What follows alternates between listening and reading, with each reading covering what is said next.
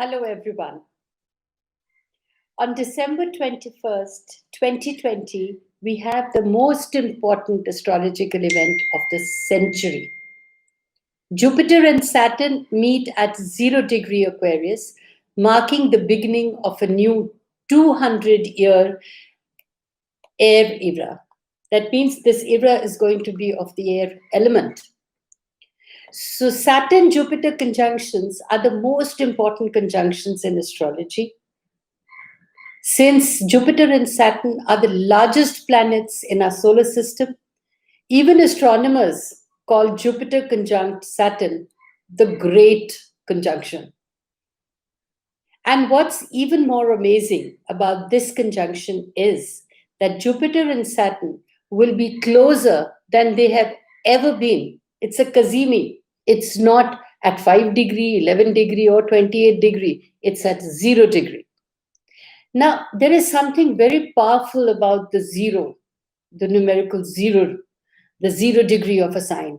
This is where the energy of that particular sign is in its purest form, unfiltered. And it is also where it has the full manifestation power. So just watch Jupiter and Saturn getting closer and closer with your own eyes, and you can actually observe them after sunset in the western sky. So to tap into the manifesting power of Jupiter conjunct Saturn in Aquarius, it's important for you, or I would say for every individual, to connect with your personalized natal chart and transit charts in order to comprehend the full meaning and get the guidelines that will benefit you for your energies to manifest in its truest forms. It's very, very potent. Connect with your inner core and experience the firsthand. In fact, experience firsthand the connections with your higher energies that will define your beliefs, give you the confidence, raise your self-esteem, because you are structuring your own life according to your beliefs, progressively and productively. So together with your awareness, make this monumental shift confidently. We are truly blessed. Our generation is truly blessed and fortunate to witness this phenomena in our lifetime. In the beginning, let me tell you a story. In the beginning, or the origin of astrology, a genesis about the Tower of Babel. Now, a united human race speaking a single language comes to the land of Shinar. There they agree to build a tower tall enough to reach heaven. Now God, or the higher energies, was observing their plans. What it does, it confounds their speech so that they can no longer understand each other. And were blabbering, it just seemed like blabbering, all gas, and scatters them around the world. This is how the fable goes. So the much awaited Jupiter-Saturn conjunction on December 21st, 2020 may well bring us a modern interpretation of the Tower of Babel. We may not see it yet, but a new order is just around the corner. You can feel it. The energies, people who are perceptive or keenly perceptive to their inner core will have already started feeling the thing. And no, that's not the New World Order carefully crafted in the last decade by Capricorn. Now Capricorn is all about structure and discipline. It's hierarchy, top-down hierarchical structures. So Capricorn, 10th house of the zodiac, is all about how you project your career and ambitions in life. Now, since the Jupiter-Saturn conjunction occurs exactly at 0 degree Aquarius, this new order is nothing like we expect it to be. It is truly Aquarius, innovative, people-oriented, bottoms-up, and yes, different. This is the reason why in the Tower of Babel, the fable that I told you about, God interrupted, or the higher energies interrupted people's plan to reach the heavens. The reason is hubris. which means excessive pride or self-confidence that sometimes a generation develops. This has to be broken down. So no one and nothing can be God, or the higher energies, or the universe, or however you prefer to call this divine design. So when we want to be as powerful as God, or when we try to think that we are the be all, know all of everything, or overconfidence overtakes us, we collapse, just like the Tower of Babel did. There is a limit to how far a top down structure can go.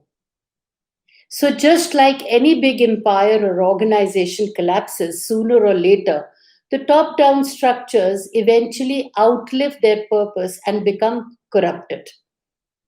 So, the truth is, nature is simply too complex to be governed by a one size fits all type of structure. Of course, there are times in the development of consciousness when we need Capricorn's rules and order. Now, Capricorn follows the sign Sagittarius. Sagittarius sets the visions, but it lacks the resources and discipline to turn this vision into a reality. Now, here is where we need Capricorn. Capricorn, through planning structure and a good understanding of the natural laws, has the power to transform Sagittarius visions into reality. However, it comes a time when this Capricorn structure has become too rigid, too stubborn, too outdated, and stops serving the purpose in its initial, or stops serving its initial purpose for what it had started planning and structuring. So when this happens, we need to rethink. We need to re-engineer. And if it is rotten beyond repair, to start building up things all over again. It has to be stripped down. It's interesting that Jupiter has been chasing Saturn all year, but has not managed to catch up with it. Jupiter and Saturn's Capricorn agenda will not get the chance to materialize. So while in Capricorn, both Jupiter and Saturn, they met Pluto. In fact, when they were trying to sort out their own agendas, which never materialized, they happened to meet the other planet, Pluto, in Capricorn instead. Now you need to talk about change of plans, because Pluto. Before that, when a planet, any planet, has a rendezvous with Pluto, you can bet that they will not have any chance of influencing Pluto, because Pluto is a strong, powerful energy of its own. It's exactly the other way around, in fact. Pluto influences them. And Pluto is known for stripping down anything that is weak, corrupted, and can no longer sustain life or is no longer relevant for the collective energy. Now, set free from the Pluto's purgatory, Jupiter and Saturn are now ready to build something that is a reflection of their best qualities, something that is truly sustainable. Now, Jupiter and Saturn also realize that they need to purge what is not working. They need to change their beliefs. They need to restructure themselves. And in order to restructure them, they do listen to Pluto, because they strip down their old conditioning and are now ready to build something that is the reflection of their best potentials, their best talents, their best qualities, and that becomes sustainable for the future. So if you gazed up in the night sky during the last months, you may have seen Jupiter and Saturn getting closer and closer together. In December, they're less than 1 degree away from each other. And just when Jupiter is about to catch Saturn, Saturn leaves Capricorn and slips into Aquarius on December 17th, 2020. Now, Jupiter follows suit 2 days later, and finally on December 21st, 2020, the two meet in an epical conjunction at 0 degree Aquarius. Now, will Jupiter conjunct Pluto bring a reorganization of existing structures? Or is it a complete reset of the system?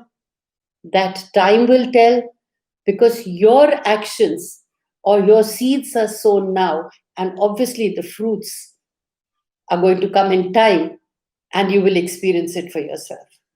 So don't expect everything to change in a blink of an eye on December 21st, 2020. In fact, Jupiter and Saturn are not Uranus or Pluto that strip immediately. Uranus and Pluto, they can turn our lives upside down in a jiffy.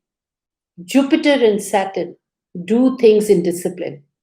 And Jupiter and Saturn are known as the architects of our solar system. Our beliefs need to be realigned and readjusted in order to restructure ourselves. So, Jupiter and Saturn are pretty much in your face. What you see is what you get type of influence. The planet Jupiter comes with a vision, with a belief system. Saturn is with the implementation. Together, they are the architects, the force of our solar system. Once our beliefs are set in position, the structure takes place. So when they both join forces, they create a structure that has coherence and beliefs. That's what the Jupiter does, the beliefs, the coherence and beliefs, and which is built to last, the strong foundations to be laid for the structure to sustain our progress. This is indicated by Saturn. And while Jupiter and Saturn are great architects, in Aquarius, they will build a different type of a structure. So Capricorn is a cardinal earth sign. Capricorn is associated with the midheaven. That is the 10th house, the highest point in the sky. Now, what kind of structure would Jupiter and Saturn have built together in Capricorn? It's a Tower of Babel-like structures. But what kind of a structure would Jupiter and Saturn now build in Aquarius? To answer this question, let's remember what Aquarius stands for. Now, Aquarius is basically completely connected with an air energy, which is all about technology and communications through technology. It's actually the second name I would give it as World Wide Web, the 3 W's. So the Aquarius gylf is actually 2 electromagnetic waves, a symbol for information that comes not from within ourselves, and neither from the other people, but from the higher mind of the universe. So if the previous sign Capricorn is concerned with bringing a concrete material plan to execution, Aquarius is about coming with new vision, with a new architecture, something that is not based on Capricorn's material realities, but inspired by the universe itself. Now, Aquarius is ruled by both Saturn and Uranus. Saturn and Uranus couldn't be more different. And we find this paradox in the underlying nature of Aquarius. Aquarius is a fixed sign that loves structure. However, Aquarius is also an air sign that loves to connect with people and ideas. So when we combine the fixed with air, we get invisible ties, which are a metaphor for friendship and strong beliefs, yet flexible connections and structures. So that means all our connections, all our beliefs and structures are flexible and can adapt to the changing circumstances as we progress. The internet itself, or the world web, is nothing but an invisible network of information. Both the internet and social media are linked to Aquarius. The social is air plus media, which is depicted by or reflected by Uranus. So the Saturn is the earth element in this. Uranus is the sky. Uranus's impulse comes from the sky, and while it may seem sudden, unexpected, while it may feel like it's the workings of fate, it makes just as much sense as Saturn's insight, which is rooted in the intelligence of nature, which is rooted actually in the intelligence of our higher self or our inner core. So, however, To tap into Uranus's intelligence, we need to tap into our intuition. Sometimes the essential is indeed invisible to the eyes. So, if you want to understand how Aquarius builds structures, look at the spiders. Unlike the top down pyramidal structures that serve a predetermined goal, a spider's web develops very organically and takes into account its environment. That's how disciplined it is. And that's how we need to be disciplined in this era. We need to restructure our we need to realign our beliefs and then give it structure and be determined and follow the discipline to be progressive.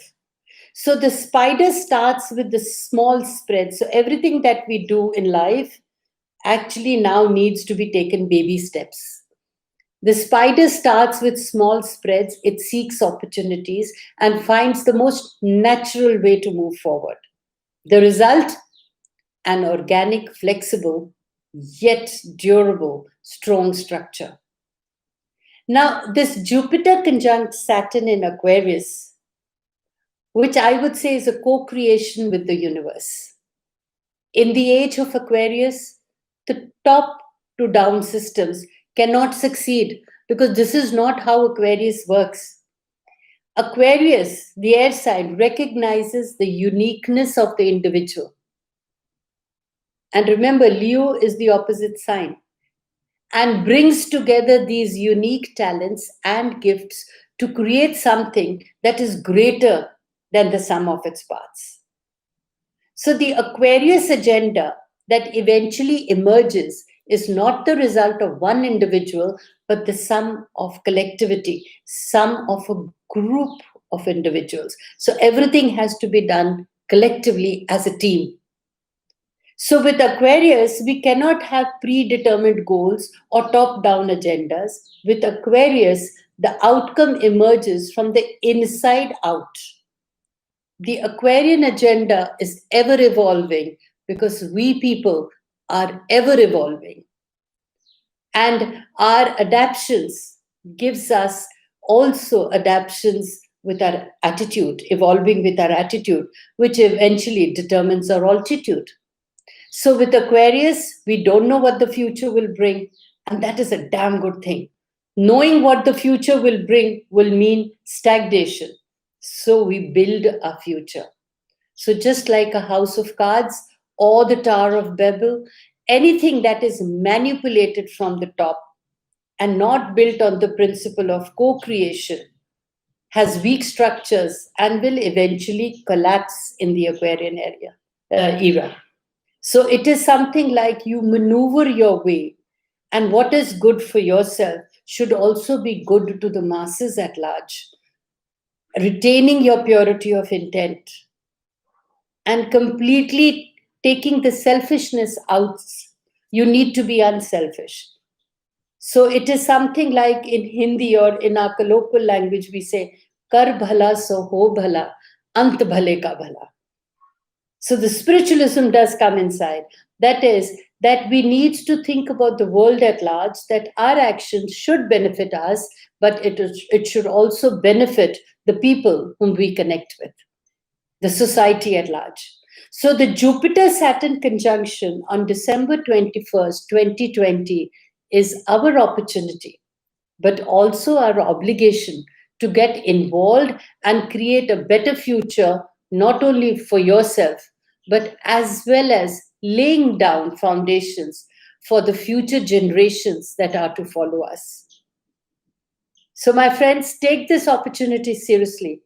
This may be one of the most important moments of our lives, and we should not only be blissful, but also feel blessed that we have the opportunity to take advantage of these important moments which come once in a lifetime in our lives.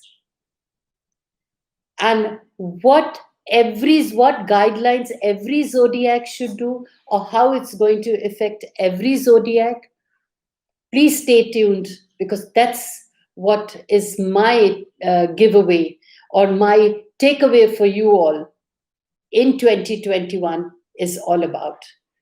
Let's actually start working from predictions to productions. So rather than working on predictive astrology, let's make this astrology take advantage of this knowledge and make it productive for us by becoming self-aware and empowering ourselves. That is true liberation. So stay tuned for my notes on 2021 for every zodiac. Meanwhile, hurry up to get your natal charts done so that you can take advantage of these propitious time, which is so fortunate. Stay blessed and always keep your energies alive. There is so much to take from today's times that you will truly feel the bliss of freedom.